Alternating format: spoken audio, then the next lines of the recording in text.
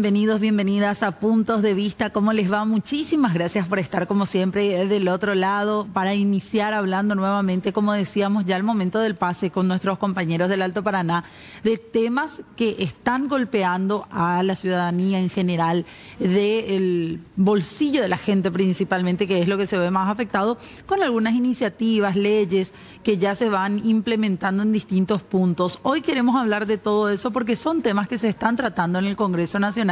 Si bien es cierto, hablamos de un receso parlamentario, nuevamente esto se muestra y esta época se muestra una vez más bastante movida en cuanto a temas, noticias. Hoy hubo nuevamente sesiones, así que por eso ya queremos saludar al diputado Daniel Centurión, que nos acompaña muy amablemente, miembro de la Comisión Permanente del Congreso Nacional. Diputado, ¿cómo le va? Gracias por venir.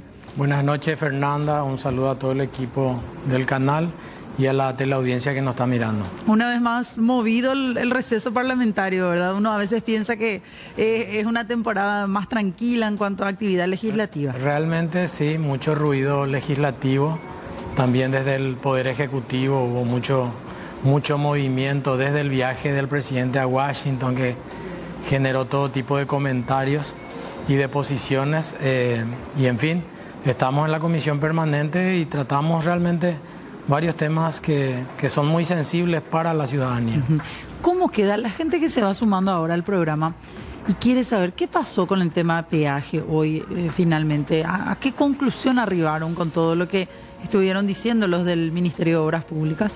Bueno, finalmente es importante para que la teleaudiencia entienda y pueda ingresar en el contexto de lo que ocurrió con el tema peajes. El Ministerio de Obras Públicas, en uso de sus atribuciones, a través de una resolución administrativa, la ministra de Obras decide aumentar o incrementar los peajes en algunos puestos y eso generó la manifestación de la ciudadanía, principalmente de las zonas de influencia de esos peajes, sí, de los distritos de influencia de esos peajes. Salieron a las calles a manifestarse reclamando por ese aumento. A partir de allí se generaron idas y vueltas, algunas conversaciones con parlamentarios, diputados, senadores, manifestantes, y finalmente concluyó en una invitación que se le cursó a la ministra de Obras Públicas desde la Comisión Permanente. Ella debía haber asistido el día de hoy en una sesión extraordinaria. Lastimosamente yo califico como un error político y también le reclamo al presidente de la República como el conductor nacional que nos haya ordenado que una miembro de su gabinete, como la ministra de Obras, involucrada directamente en el aumento de estos peajes, vaya a dar explicaciones al Parlamento y tratar de construir una alternativa de solución. Lo que finalmente se hace desde el Parlamento Nacional es ser un canal entre el ciudadano y el Poder Ejecutivo que tomó esta impopular decisión. No participó la ministra de Obras, envió al viceministro de Administración y Finanzas, tuvimos conversación con él, el doctor Marcos Eliseche, y para resumir en qué concluye esta reunión de hoy, el viceministro Eliseche manifestó de que no existe ninguna iniciativa y tampoco existe ninguna intención de reducir el costo de los peajes. Y en contrapartida, por lo menos aumentar el porcentaje que se utiliza y que va destinado al mejoramiento de rutas. Porque decían en otras sesiones, diputado, disculpe, solamente el 7% de lo que se recauda en concepto de peajes va realmente a mejoramiento vial. Sí, ese es un informe oficial remitido por el Ministerio de Obras Públicas. El 7% de lo recaudado en peajes, un monto aproximado de 30 millones de dólares año, es destinado al mantenimiento de las rutas. Es lo que reclama la gente, ¿verdad? Sí. No tiene una contraprestación por el pago de esos peajes y lastimosamente el viceministro hoy lo que hizo en el pleno de la Comisión Permanente fue defender esos 7% destinados, argumentar del por qué el 93% era utilizado en otros rubros, dando una explicación técnica que respetamos, pero no estamos de acuerdo. ¿Y por qué? ¿Cuál es esa explicación, si podemos resumirla? Y en términos prácticos, para que la ciudadanía entienda, él manifestaba de que no hay que pensar que solamente ese 7% que habla en destinar en la infraestructura vial involucra el mantenimiento, que también dentro de ese 93% que no figura en ese rubro están funcionarios que trabajan en el mantenimiento. Él señalaba de que habían aproximadamente 1.000 funcionarios en los distintos distritos a nivel nacional que tenían que ser solventados por ese 97% que hacen el trabajo de mantenimiento.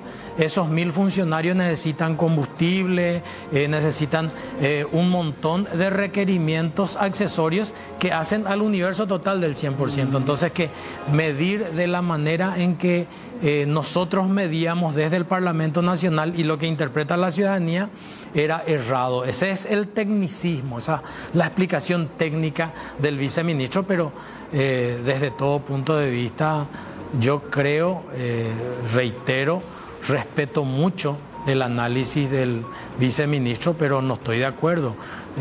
Hoy vemos y transitamos por nuestras rutas, están en lamentable estado. Hoy es un riesgo ir.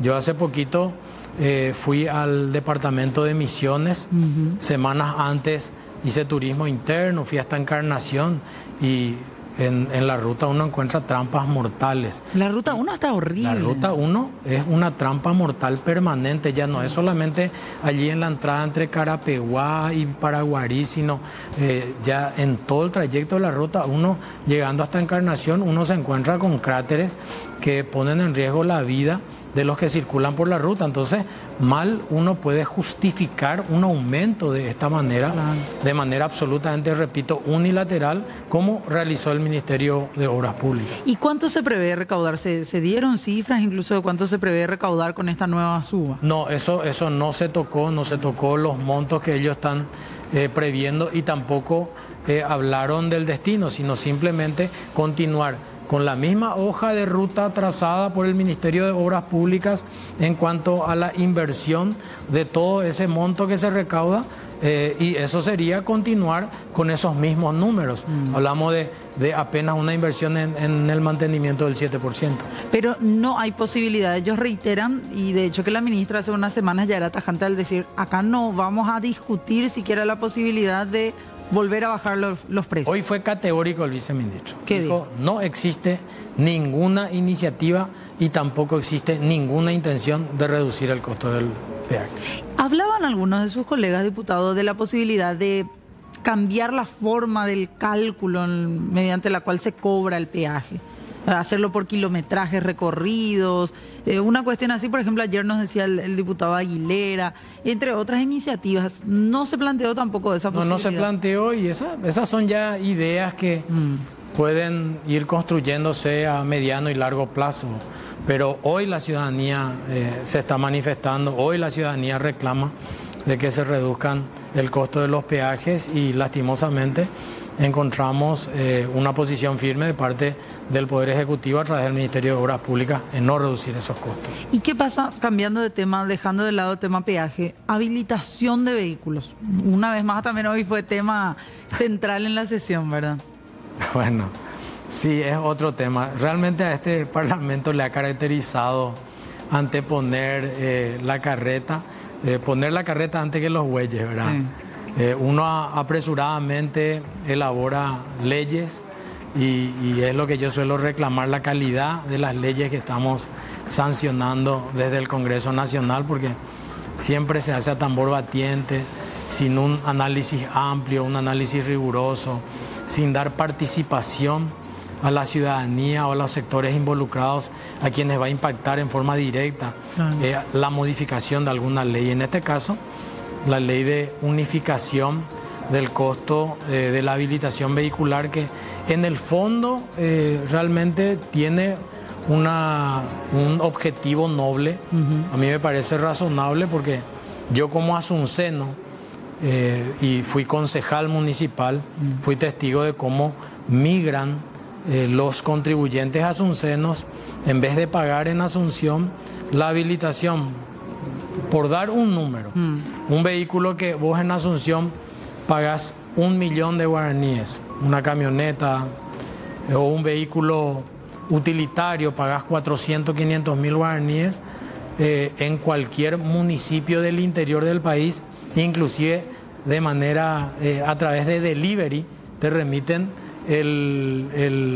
la habilitación vehicular por un costo que no llega ni siquiera al 10-15% de lo que cuesta acá. Entonces, ¿qué pasa? Migran estos contribuyentes a otros municipios y eso afecta directamente al municipio que alberga a esos contribuyentes. Asunción es el que más fugas de contribuyentes tiene. Y yo creo que ha de ser una de las más perjudicadas en cuanto a la migración, pero Asunción no solamente tiene el problema del costo de la habilitación, sino nosotros tenemos la carga de aquel contrato leonino con la inspección técnica vehicular. Que eso continúa. Claro, continúa y cuando acá al lado creo que ellos ya desafectaron ese servicio de inspección técnica vehicular en Luque, que costaba el 50% de lo que costaba en Asunción. Entonces, ¿qué sentido tenía que uno pague su patente sin ni siquiera tener ningún tipo de beneficios en Asunción, ¿verdad? Entonces, ese es un tema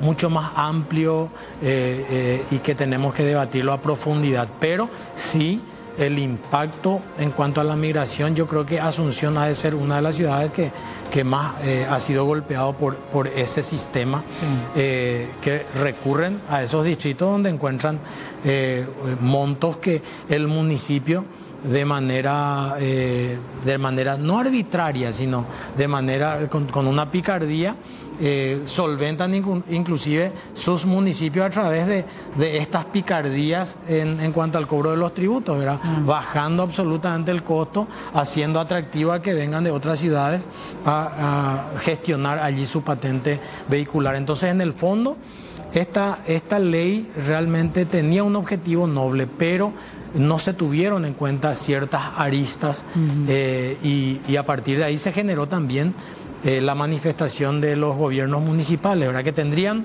que haber sido los actores principales en la construcción de esta legislación, de esta normativa, de esta ley. No se les hizo parte en aquel momento no se les hizo parte. Ahora sí, ellos adquirieron un protagonismo muy fuerte. El día de ayer creo que tuvieron una reunión prácticamente todos los intendentes a nivel nacional. Entiendo que 10 o 15 municipios inclusive ya recurrieron a la Corte Suprema de Justicia con acciones de inconstitucionalidad. Entonces se movieron los gobiernos municipales. Los gobiernos municipales son los gobiernos que están más cerca de los vecinos, ¿verdad? Son los que realmente saben la realidad, el día a día de los vecinos, y esa participación es importante. Ellos solicitaron una reunión con la Comisión de Asuntos Municipales de la Cámara de Diputados para el día martes, 4 de febrero, el próximo martes, donde van a plantear de manera oficial la suspensión por 60 días de la aplicación de la ley. Pero yo creo que ese es un camino errado. ¿Por qué? Porque ¿cómo construir una ley para suspender otra ley, ¿verdad? O sea, una ley que suspenda por 60 días una ley que hemos sancionado. Entonces, claro. Hoy plantearon algunos colegas parlamentarios de manera muy atinada. Nosotros vamos a acompañar eso, la derogación de la ley. Derogar directamente. Derogar directamente esta ley que ha generado toda esta confusión, que ha generado manifestaciones ciudadanas de los gobiernos municipales y que realmente a partir del trabajo técnico en una mesa donde se le involucra a todas las partes, se pueda finalmente tener una ley con una equidad tributaria que finalmente el objetivo principal sea no golpear nuevamente al bolsillo de los ciudadanos. Y para ello se convocó a una sesión extraordinaria el próximo miércoles 5 para tratar esa derogación. Yo creo que va a haber un consenso y de manera unánime vamos a derogar la ley y esperamos que después se trabaje de manera técnica, amplia y participativa en la elaboración de una nueva ley que repito, en el fondo está bien, es la unificación del costo de la habilitación vehicular. Los criterios son los que no están bien. Los criterios que se han tomado, no se tuvieron en cuenta varios criterios. O sea, te pongo un ejemplo, hasta burdo si se quiere. Sí. Uno adquiere un vehículo de alta gama, 0 kilómetros, y paga, creo que son 6 jornales por la habilitación vehicular, sí. Y uno adquiere un vehículo utilitario 0 kilómetros, que de repente utilizan mucho hoy los que trabajan en Bolt, en Uber, 0 kilómetros y paga el mismo costo, claro, que el vehículo de alta gama. Entonces, esos son los criterios que se tienen que desentrañar en el trabajo técnico que se va a elaborar. Pero hoy decía uno de sus colegas, desde el propio oficialismo, dicen al fin y al cabo es una ley mal parida, que se hizo mal. Pareciera ser que se borra con el codo lo que se escribió con el puño y hasta están, no quiero decir perdiendo el tiempo, pero como que se atrasa el estudio de otros temas que también son importantes, porque se aprobaron leyes a las apuradas, como fue este caso, o no fue a las apuradas realmente. Usted que estuvo ahí dentro de... No, y desde la asunción de este gobierno y desde la mayoría que ha tenido el oficialismo, todo se ha hecho a las apuradas, ¿verdad? Hay varias leyes mal paridas, ¿verdad? Eso utilizó un colega, ¿verdad? Yo repito claro, lo que utilizó el colega, y voy a dar un ejemplo. Hace más de un año, un poco más de un año, si miran ustedes en los archivos de los medios, la famosa ley de superintendencia de pensiones y jubilaciones, martes a la noche creo que remite el Senado a la Cámara de Diputados. Hace más de un año. Miércoles a la mañana ingresa en la Cámara de Diputados. Una ley, un proyecto de ley sensible, que despertaba mucha curiosidad y también preocupación de parte de los jubilados, de la ciudadanía en general, claro, que objetaban algunos artículos de aquel proyecto de ley. Sin embargo, ese miércoles ingresan a la Cámara de Diputados y bajan la línea, viene la orden del oficialismo, del cartismo, de que se tenía que aprobar, sin un análisis previo, sin un debate, sin darle participación a los jubilados. Creo que 60, 70 artículos tenía esa ley y 4 o 5 artículos eran los que tenían que haber sido debatidos y ni eso permitieron. Se aprobó esa ley, se sancionó esa ley ese mismo día, sin debate previo. Pasó un año y todavía esa ley no se puso en práctica. No se termina de conformar, de hecho. No se termina de conformar el Consejo, ¿no? El Poder Ejecutivo no lidera finalmente esa mesa. Entonces, ¿para qué se aprobó a tambor batiente en aquel momento, dejando a la ciudadanía con esa ansiedad y esa preocupación de que se estaban haciendo mal las cosas desde el Parlamento Nacional? Si después de un año todavía no iban a poner en práctica, ¿verdad? Entonces, esos son los ejemplos, los claros ejemplos que nosotros reclamamos permanentemente desde la disidencia de mi partido, porque yo soy colorado, soy oficialista, pero somos disidentes al oficialismo. Acompañamos todo lo que beneficia a la ciudadanía, pero siempre vamos a reclamar lo que consideramos está mal y vamos a plantarnos y a reafirmarnos en rechazar cuando se pretende algún atropello en la Cámara de Diputados. ¿Y esta ley cómo pasó? La de habilitaciones. De largo, ¿usted recuerda por lo menos haber tenido alguna reunión en comisión? No. Se planteó de manera apresurada, impulsada a distancia de algunos colegas, se consensuó con una mayoría y bueno, y se aprobó. Por eso digo yo, y no quiero yo satanizar esa ley, porque repito, en el fondo el objetivo es bastante noble y me parece bien, pero se hubiese tomado este tiempo que ahora vamos a tomarnos nomás luego. Sí. Entonces, hubiésemos hecho esto que vamos a hacer ahora, hubiésemos hecho antes.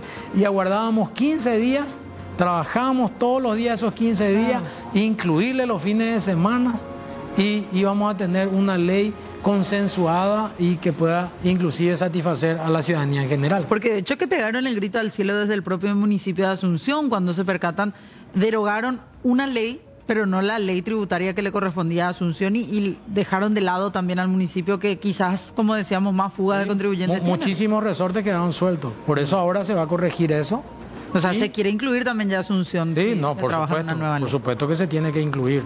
Acá se tiene que aplicar la ley en términos generales, desde Asunción al último distrito de la República. Claro. Hay otros temas también. Hoy se aprobó un pedido de informe sobre los viajes de dos gobiernos incluso, ¿verdad? Sí. Adelante, diputado, porque son varios los temas que decíamos, una cantidad impresionante de actividad dentro de todo que vienen teniendo también en la comisión permanente. Sí, realmente hubo un pedido de informes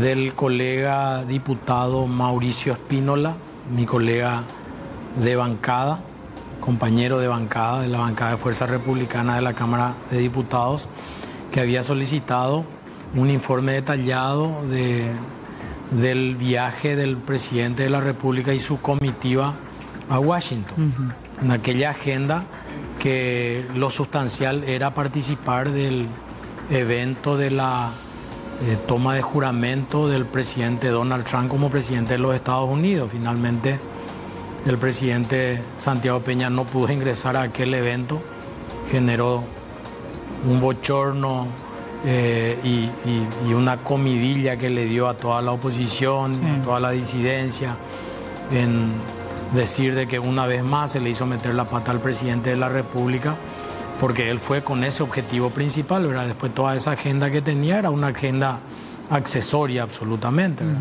Yo siempre rescato de ellos, creo que 2 reuniones, tuvo una reunión, si no fue con el presidente del Banco Mundial, con el presidente del Fondo Monetario Internacional y con el nuevo secretario de Estado de los Estados Unidos, que sí me parecen reuniones importantes, pero el resto son reuniones accesorias, ¿verdad?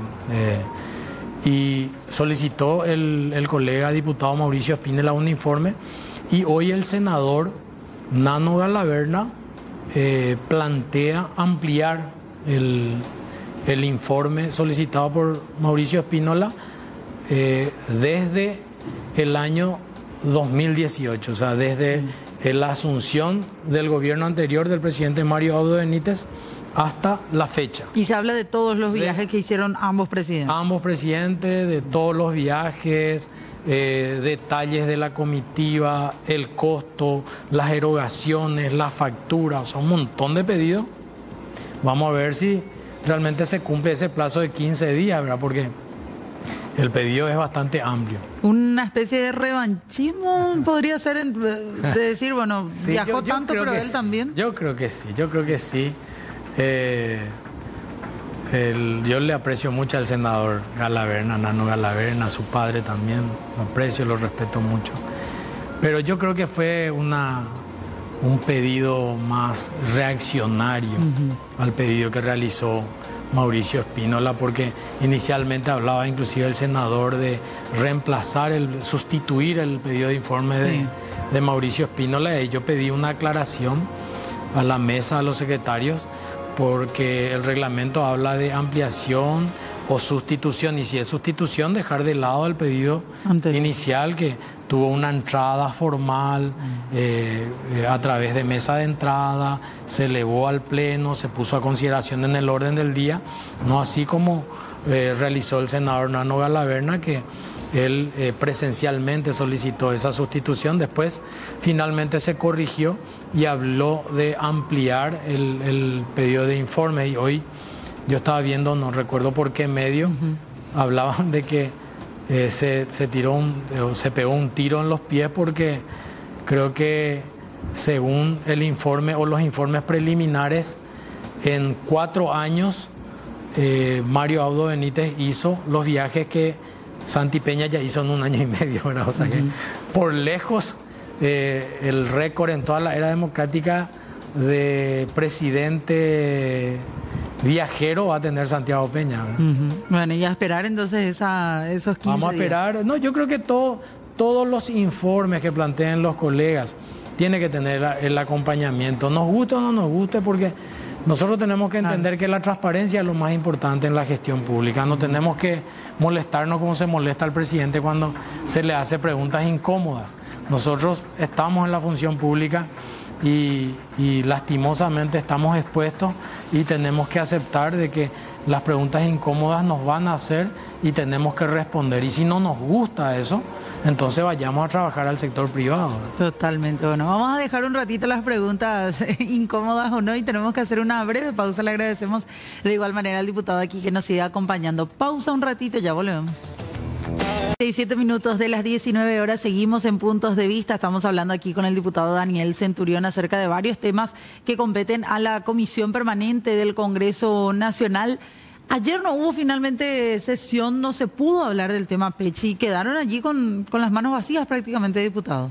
Lamentablemente estuvimos presentes algunos colegas parlamentarios, diputados y senadores, y el oficialismo decidió hacer el vacío. Yo creo que es una cuestión de interés nacional, saber cómo se está desarrollando la investigación, aquellos que llevan la dirección de la investigación, el Ministerio Público, la Cancillería, saber los avances, que esta no es una cuestión caprichosa, como escuché que ensayaron algunos miembros parlamentarios del oficialismo, del cartismo, tratando de desacreditar esta invitación. Decía, no se puede politizar tampoco la muerte de un fiscal. Pero ¿y quién busca politizar? Acá lo que queremos es justamente saber en forma directa los avances y que sientan también las instituciones responsables de que se los está observando, de que existe una presión a través del Parlamento, que somos los representantes de la ciudadanía.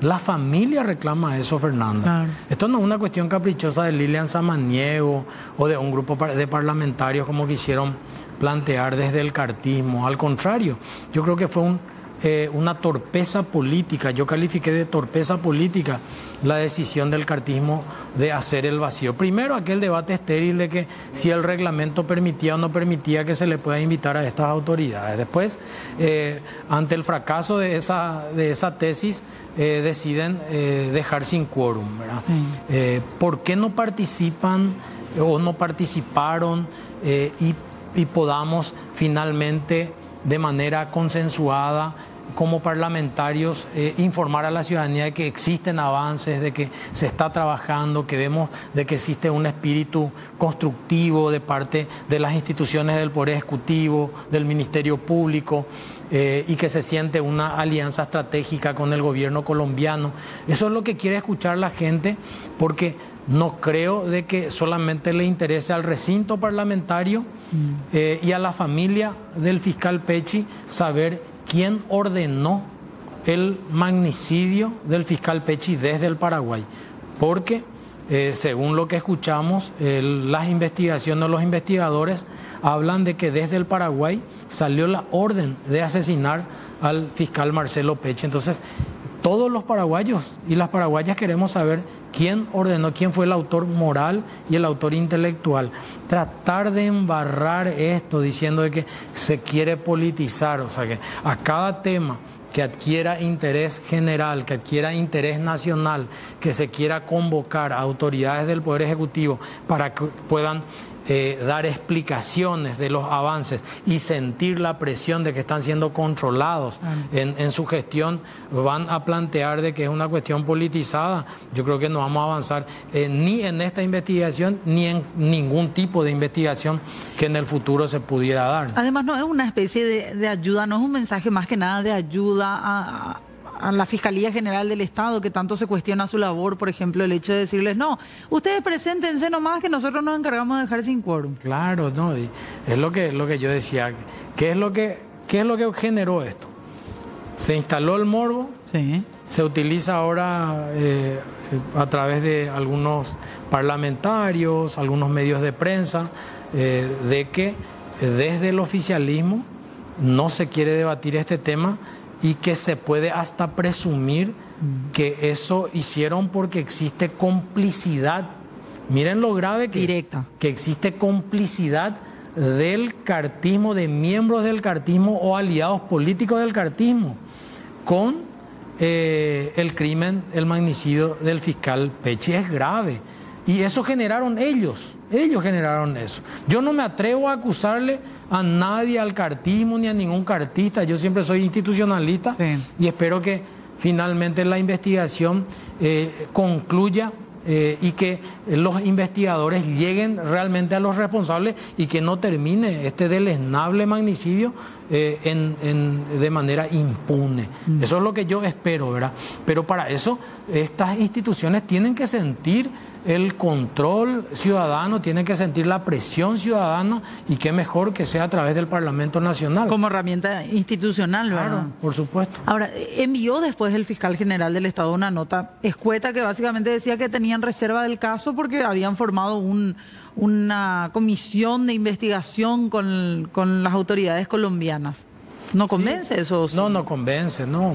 Envió una esquela al fiscal y bueno, yo lamento mucho, pero yo no le puedo cargar la responsabilidad al fiscal general del Estado, porque yo creo que si hubiesen participado los parlamentarios oficialistas, íbamos a contar con la presencia de estas autoridades, incluido la del doctor Emiliano Rolón. Yo sigo depositando mi fe,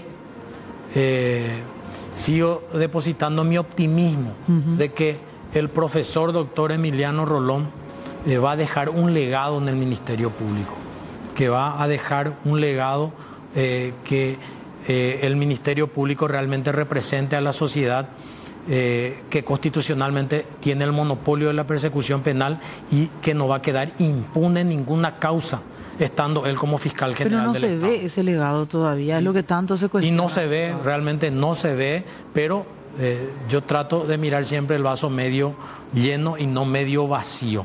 Pero eso también tiene fecha de vencimiento, ¿verdad? Ya estamos prácticamente a 2 años de su gestión, y yo creo que ya tenemos que empezar a ver este año, este 2025, ojalá cerremos viendo de que existe institucionalidad en el Paraguay, que están fortalecidas las instituciones desde el Poder Ejecutivo, desde el Poder Judicial, las instituciones extrapoder y desde el Parlamento Nacional. Claro. Cerrando un poco el tema comisión permanente, diputado, ¿usted va a pugnar por las elecciones municipales de Asunción?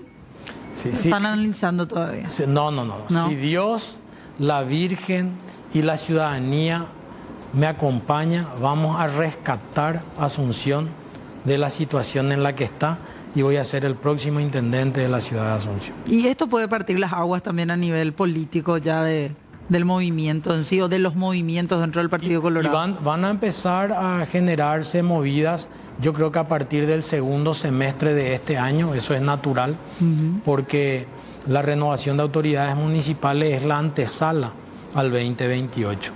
El 2028 va a ser la gran batalla para las elecciones nacionales, ya para la presidencia de la República, que es justamente el objetivo mayor de cualquier organización política, pero la previa van a ser las renovaciones de autoridades municipales, y nosotros desde la disidencia vamos a presentar una alternativa que enfrente al cartismo en Asunción. Bueno, vamos a estar atentos entonces, diputado, a cualquier otra novedad, ya mirando un poquito ya las municipales en torno a las órdenes siempre, Fernando.